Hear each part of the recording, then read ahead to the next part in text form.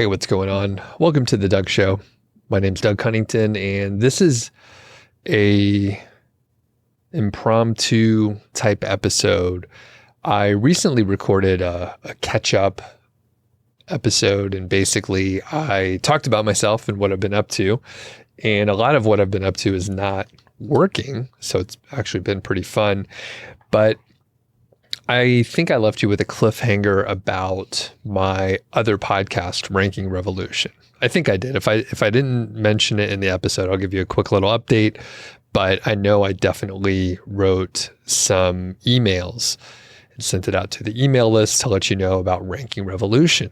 It's a project that I started earlier this year, I think around January timeframe. The origin of the idea was in place. The seed was planted for a few months, but this episode is generally going to be an update about my options, or at least what I think my options are. And highly likely that by the time this episode comes out, I will have probably made a decision, probably started to execute on that, and the decision will be made, or at least mostly.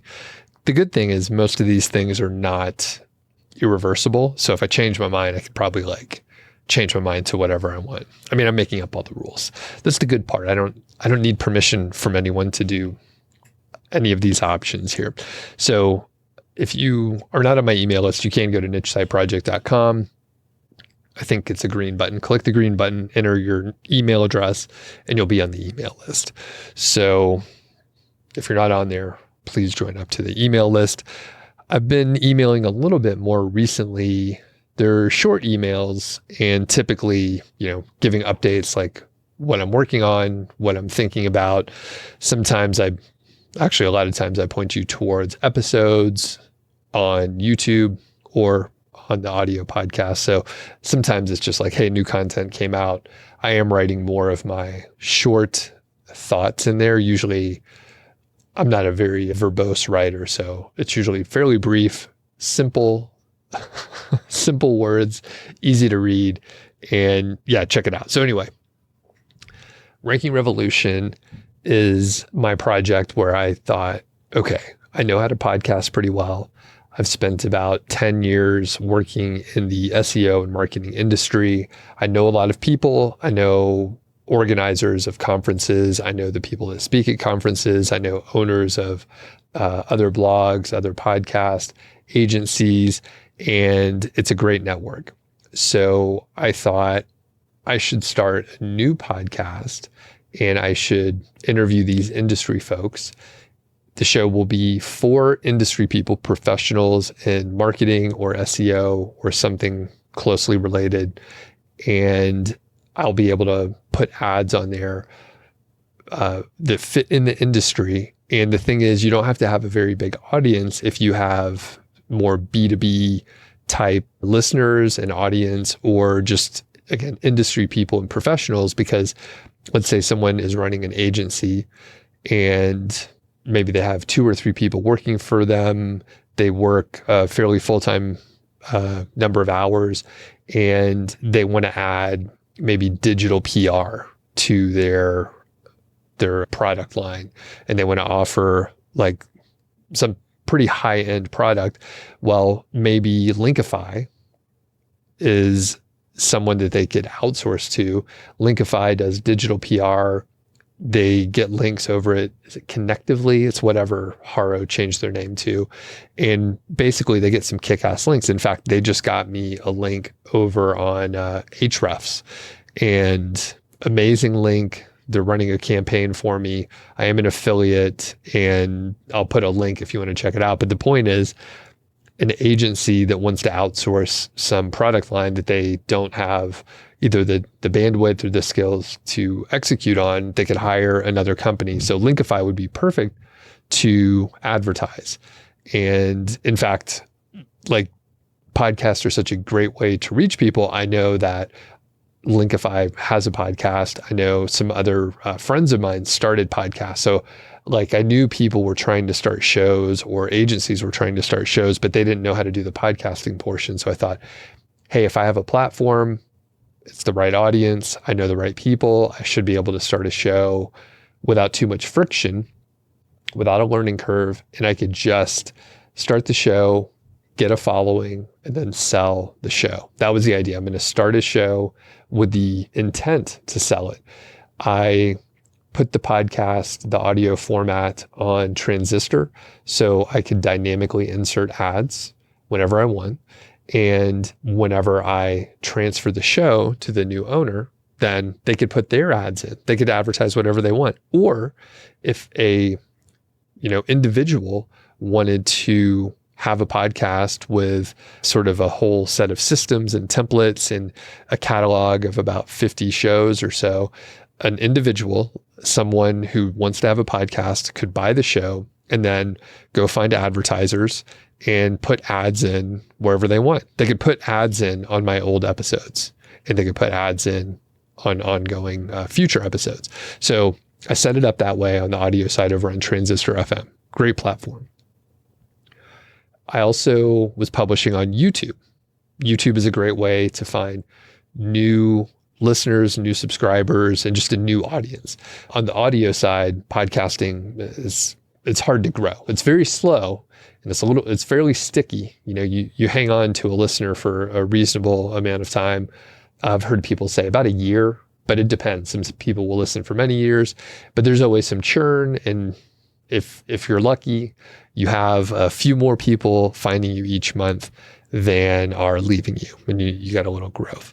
So anyway, got video, got the audio side. I have both of those down. I also have the systems and templates. And the thing is, I've talked to some people, some companies that started podcasts, and they would hire a production company or someone would do the show for them. And they're paying from, I have to search back in my memory. I want to say the two stats, I won't embellish this. So I think the two stats that I heard from two people, someone was paying about $1,000 per episode and someone else was paying about $2,000 per episode. That's obviously pretty expensive, but the point is, if it's an agency that's making multiple 7 figures or 8 figures, they have a marketing budget. And if they can be top of mind for people in their industry, they can get some big deals by producing a show. Now, I think that's a little expensive. And the thing is, podcasting is hot. I mean, people were talking about it. That's why I was like, I should start a fucking show. I should start a show and try to sell it.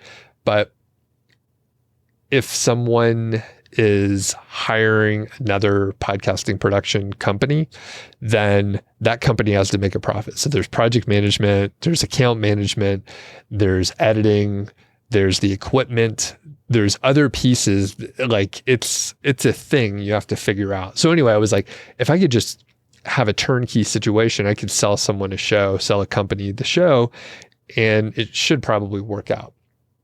So that was the idea. And I sat on it for a few months.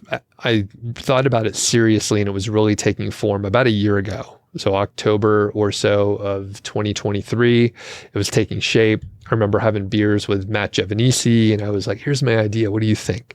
He's a great entrepreneur and interested in podcasting and, just creating stuff. He was like, this sounds interesting. I told a couple other people. I think Craig Hewitt over at Castos. Castos is another great podcasting hosting company, and I have 2 shows over on Castos. So I talked to Craig. He was like, oh, that's kind of a cool idea. Let me know how that goes. And probably talked to 4 other people who thought, that's a cool idea. I haven't heard of anyone doing that. Let me know how it goes. And an entrepreneur needs to be ambitious enough to start something and stupid enough to think it might work. So I'm stupid enough to think it might work.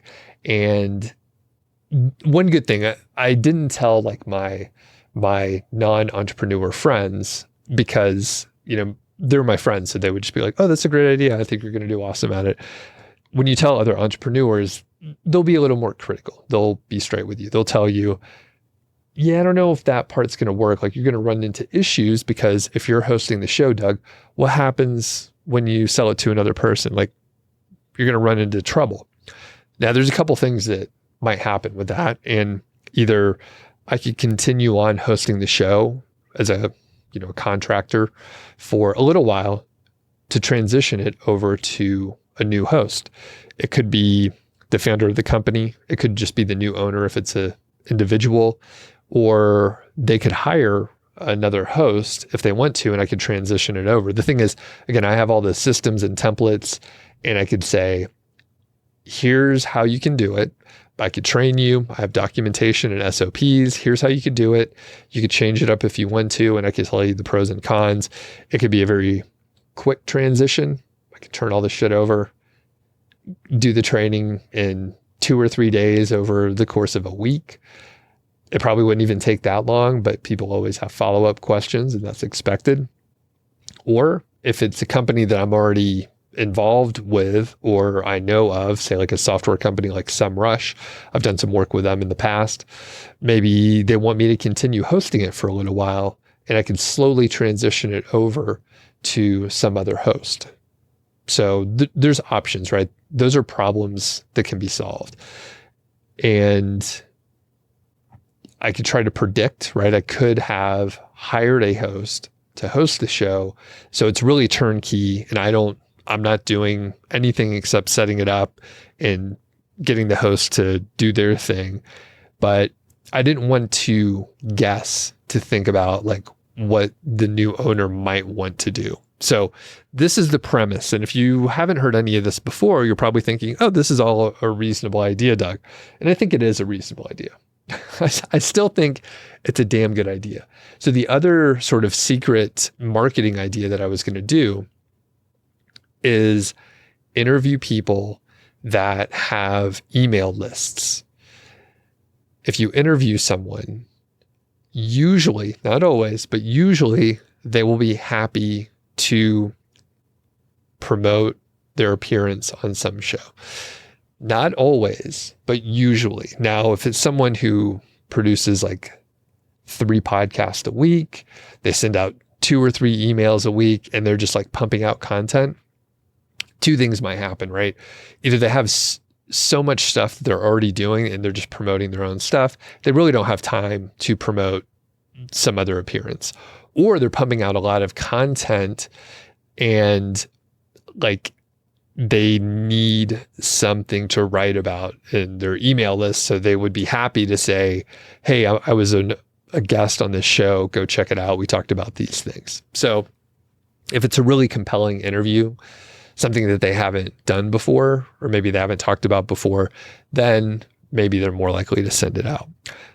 Some other folks are just, they don't want to be self-promotional. So one of my friends is a very prominent blogger, and he was on a show that I do. And I was like, hey, here's the link if you want to, I asked him, I was like, the most effective thing that you could do is send it out to your email list. And I would be very grateful if you did that, but no pressure. If you don't want to do it, that's totally fine. But ideal situation, send this to your email list. Huge email list. It would have been a game changer, right? There's rarely like some inflection point where something happens and then like you get growth, like exponential growth. This would have been one of those times. Unfortunately, he said, it seems self-promotional, so I'm not going to send it out. I'll share it on X, which only a portion of the people see. And I was like, man, I was a little bummed out. I was like, the people sign up for your email list because they literally want to hear from you, and you don't send out many emails. So like they want to hear from you. So even if you just say, hey, I was on this podcast, here's the link, they would open it. They would check it out. A very short email can be quite effective. So, okay. That lays the foundation here. So here are the options. Here's the deal. Yeah, I forgot. So the thing is, it's not turning out like I thought. So a couple things happened. One, my wife retired at the end of March. So I didn't know she was going to retire exactly then. And I was like, I'm continuing to do some work, and I'm able to produce a podcast in a fairly efficient manner. It's not a huge time suck. And I was like, all right, I'll start this show and it should be fine. No big deal. I've produced a lot of podcasts over the years, but it turns out I've been doing a little bit less work. The other thing is I haven't been executing to plan really well. So my idea was to interview people with email lists, which I mostly did. A lot of people weren't sending it out. So like I said, sometimes people send it out, sometimes they don't. And it like basically didn't help. So I think maybe 30% of the people sent out the appearance, and it really didn't get much traction. So I don't have the stats open right here, but if you're interested, let me know, and I could actually put the stats together, maybe in a YouTube video where I'm like, I launched a show, like here's where it's at. So overall, and I could generalize, overall it's probably getting 100 to 200 listens or views per episode. So it's not nothing. It's okay. And depending on your industry, you might think that is horrible or that is okay. It's not that great for what I was hoping for. I was hoping to be in the over 1,000. I haven't thought about it too closely, and I don't even know if I wrote it down in my notebook. I even got a special notebook to write all the Ranking Revolution ideas, solo episodes, things I was thinking about in a specific notebook. So anyway, it's not turning out like I thought. I was hoping to probably be, 1,000 to 1,500 listens or downloads per episode. I'm at, like I said, 100 to 200. That's just kind of ballpark. And that might be a little bit of a high number, but what happens on YouTube, occasionally an episode will get a lot more views. So it sort of skews it. Technically, I should probably throw out the outlier sort of high numbers. On YouTube, the other thing is I actually ran some ads for a couple months or so to test things out. And it's actually just shy of 10,000 subscribers. The thing is, the number of views that the videos get, it doesn't correlate very well to the number of subscribers. So I ran ads to get more subscribers, which I got some. And it's interesting because I mean, there's some value to having a channel with 10,000 subscribers, even if the views don't count for too much. So it's not turning out like I thought. I'm not executing that well. I've admittedly been lazier in the last 6 months than I was the previous 6 months. And it's honestly just escalating over time as I'm doing less work. Generally, I find it, well, I enjoy it. I enjoy doing a little bit less work. I like what I'm doing, but it turns out there's other options that I could do, and those other things are more enjoyable generally. So I'm still creative and still challenged in some ways doing work, which is good. I think that's essential for happiness, but I'm doing other stuff as well. So it's not turning out like I thought. Here are my options. So like I said, I wrote some stuff in my email, but I actually thought about it a little bit more. So make sure you are on the email list. A couple things I could do. I could keep going. Like I said, I haven't been executing that well, and maybe I could do a better job.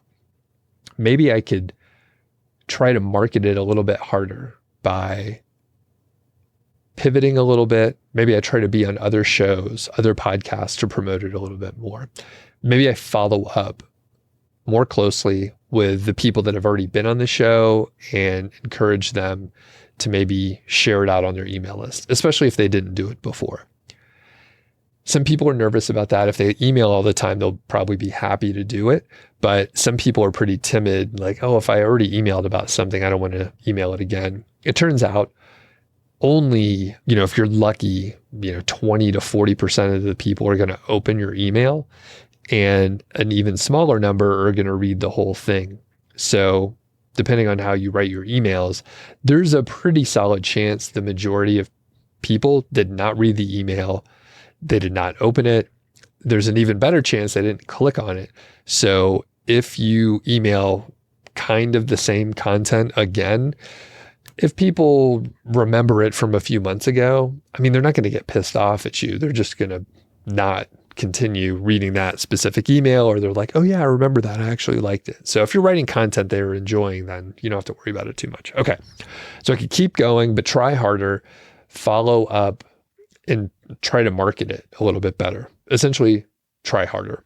I could keep going. This is a sub topic of the previous. Keep going, market harder, work better on the execution, but only publish about half as much. So I'm publishing once per week, but maybe I go to twice a month instead. So that halves the work that I'm doing on the production side. And then I can spend that other time on marketing and networking and being on other shows. So it's one of those deals where it's like, okay, I think my product is okay. I think that at the end of the day, the product is good, but people don't know about it. So if I work harder to let people know about it, then they can find the show. And I think it's at least as good as what I do on the Doug Show or Mile High Fi. It's just a different topic area for a different industry. I could also just quit cold turkey, shut the whole fucking thing down, and like turn off the feed and just move on. So this is a tough one because there's a sunk cost. There's value that I believe is there. But as I'm getting older and seeing essentially just seeing if you make a difficult decision where you're like, you know what, it's time to move on. Usually those decisions work out quite well. They're hard to make. It's hard to walk away if you put in time and money and resources. But when I've done that, I've usually turned out very happy with the situation later. So that's a little bit enticing to just cancel it and say you know what, fuck it, the time to move on. The other thing I could do, okay, so that's 3. So I could keep going and try harder. I could keep going, but publish half as much and then market harder. And the last one, which I think is probably the most likely, is to quit and move on. But I could take those episodes that I've recorded and publish them on the Doug Show feed. So this one seems more likely. It's taking advantage of the content that is already there, the value that I believe is there, and I could publish it on my existing channel. Now, then it doesn't go to waste, but I also take advantage of acknowledging the sunk cost and that's sort of a burden, and I can move on and it'll be okay. And hell, I still think it's a good idea. I think there's an opportunity here. I think someone else could do it, but apparently I'm not willing to put in the time. Because the thing is, if it was a priority, I would have fucking done the work already, right? I would have done it. I wouldn't have just scrolled on Instagram or whatever. I mean, that's not why it didn't work out, but I literally probably didn't do anything work related as the alternative to working on this. So that's the thing. If it was really a high priority, then I would have done it. And I don't, as I've worked on many different projects over the last, 12 years or so, the ones that worked out pretty well, they kind of started working out pretty well from the start. Sure, there was a little bit of a learning curve sometimes, but generally, if it was going to work out pretty well, there was some clear momentum from the get-go. Now, things are different now. Maybe that's not a good metric to look at, but I could feel the resistance of the growth. The other thing is, it's not like I have one podcast and I'm like, you know what, I'm not going to do podcasting anymore. I'm publishing 3 different shows per week. So Ranking Revolution, the Doug Show, this one, and then Mile High Fi. So I'm literally producing 3 roughly 1 hour long podcasts per week on different shows, right? So that actually is more work. So essentially, if I quit producing new Ranking Revolution shows and bring that content over to the Doug Show, I haven't lost any of the content, and it still kind of works out. I'd record a new intro and say, hey, this is from my old show. If you want to hear the story, listen to a couple of these episodes. But they're good interviews. There's interesting information, and they would probably get more views and more traction. And from one thing with YouTube, you get a ton of metrics and all that. Generally, if you publish more videos, regardless of the quality, but if you publish more videos, you're going to get more views and stuff. So there's a chance by me pulling Ranking Revolution, throwing it on the Doug Cunnington YouTube channel, there will be a little growth because of that. It's a little bit of a different topic area. I could divide the episodes into like a few videos, so people actually like watch the series of videos, and it would all kind of fit together. So I think that's kind of where I'm leaning. If you are interested in buying the show, let me know. I mean, as you could hear, one of the options was to just quit cold turkey and move on. If I sell it, then there will be overhead, right? There's overhead of like me transitioning the show and all of that stuff. So if you have, I think the best candidates for purchasing the show is an agency that's making some good money. If you are an individual that loves this topic area, for example, if you're an avid listener of the Doug Show and you listen to like Authority Hacker, you listen to Niche Pursuits, I'm trying to think of some of the other shows. Oh, Olga's show out there. I mean, if you're listening to a bunch of SEO related podcasts and you're kind of in the industry, or maybe you've attended conferences and you're like, I love these conferences. Maybe you went to Estonia SEO or I don't know, all the SEO conferences. That was just top of mind because I talked to Kyle Roof on Ranking Revolution not too long ago. So anyway, if you are in the industry and you're like, hey, I like talking about this stuff, I talk about it all the time, I know people, then you might be a good candidate to buy the podcast because you can continue on with the conversations. And the thing is, like, if someone bought the show for me, like I want it to be successful, I would help you with introductions and all that stuff and like interviewing strategy. And I have a list of questions that, usually they're fairly universal and you could ask these kind of questions to almost any guest. But if you have an agency, if you're an individual who is a little bit obsessed with SEO, you could be a good candidate. And finally, if you have a SaaS or some software, probably perfect acquisition. And ideally, I was hoping like someone like SEMrush would buy the show, or really any of the keyword research or search engine marketing companies. They would be perfect because they have the product and they want to get in front of new audiences and just kind of be out there. There are shows out there, but sometimes, I haven't heard of most of them is the thing. So if it's a company that doesn't have a podcast yet, you would probably be perfect. So anyway, the other thing that I didn't do that I probably should have is just like worked really hard to get those companies on the show, because then I would have a contact in there. I actually interviewed someone from SEMrush and interviewed someone from the Hoth, both of which like I thought could be good folks, good companies to acquire such a podcast. So anyway, those are my thoughts. If you have comments, let me know. This is somewhat of a rare episode. I wasn't planning on recording this one, but I was thinking about it. And it's one of those times where like I don't know the conclusion of what is going to happen, but I'm sharing the story along the way.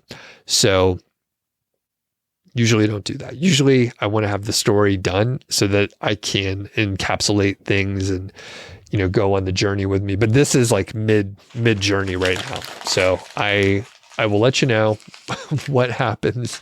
Well, you'll know what happens. But if you have any thoughts, if you want to buy the podcast, Doug@nichesiteproject.com, that comes directly to me, and we can see if it's a good fit, or maybe I'll do one of the options that I mentioned here. So, all right, that's it for today. Have a great day. and we'll catch you on the next episode.